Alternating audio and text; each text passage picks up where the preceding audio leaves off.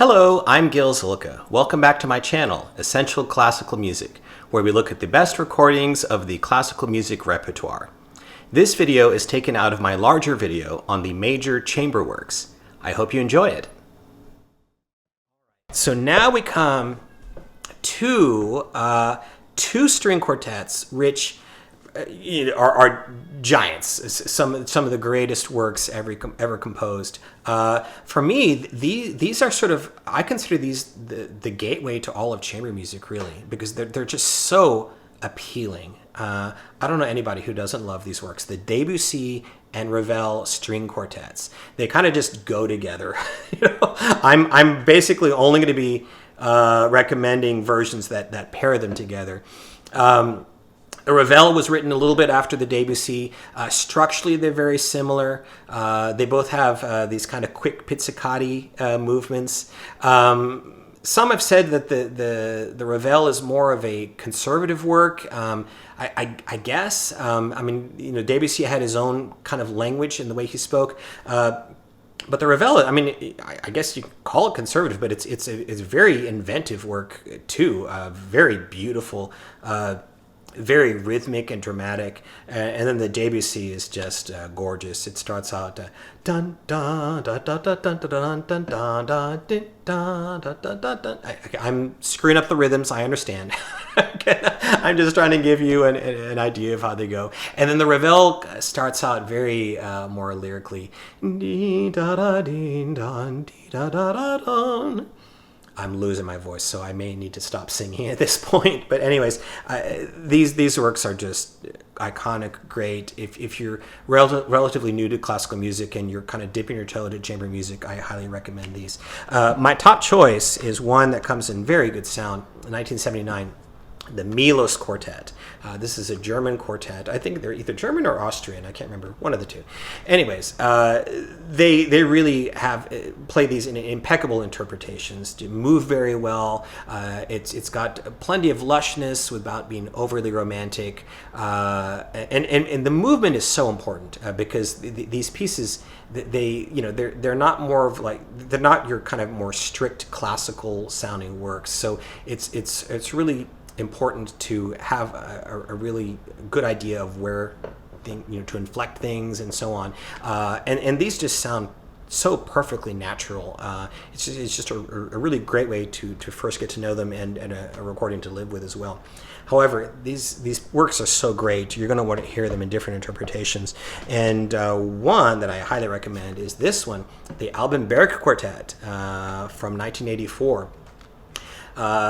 This is a little bit more of a kind of a drier approach, very dramatic, very assertive, and again, the Alban Berg, they're more of a 20th century quartet, so they're not into the kind of the romantic lushness as much. So you get a little bit more of that drier, just the facts quality that.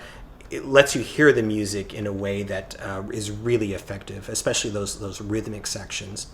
Now, I also have to recommend this one, fairly recent recording, the Quatuor Ébène from 2008.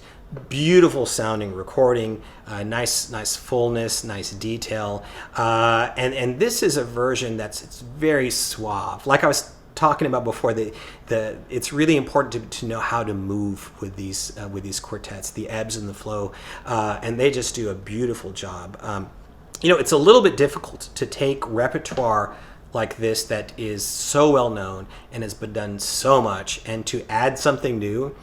And sometimes when you hear a recording, you almost want to say the musicians could be trying too hard, like they're trying too hard to make something out of this or out of that.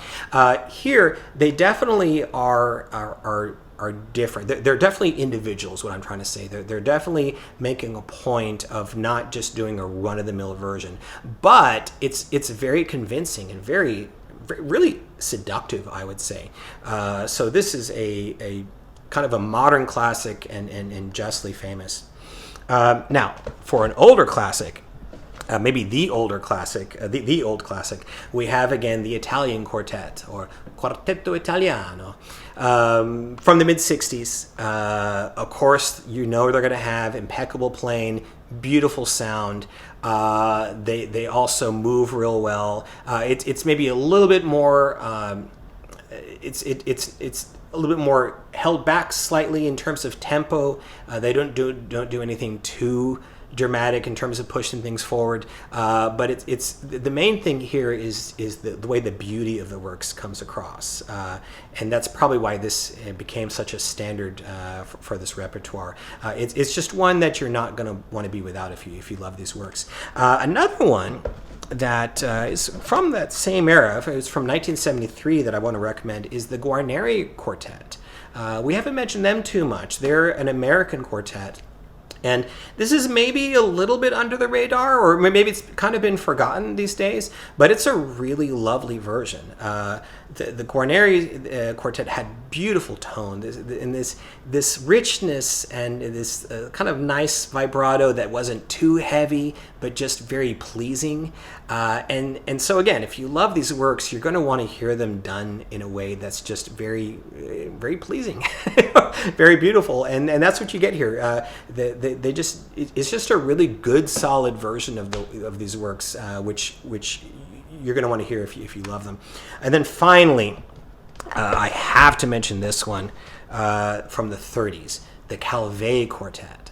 Now, here is something where, again, it's more closer in time to when they were written, so you get a feeling for the newness of the works. These guys really, the way they move, it's just really something. There's a feel that they have for the music, which I have not heard in any other recording, good as they all are.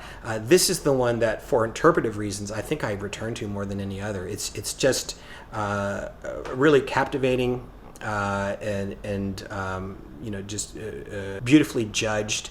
And even though it's primitive sound, limited sound, if you love the works, I would definitely check this one out for the interpretation. One of my favorite string quartet recordings. Thanks for watching. I hope you have a great day and happy listening.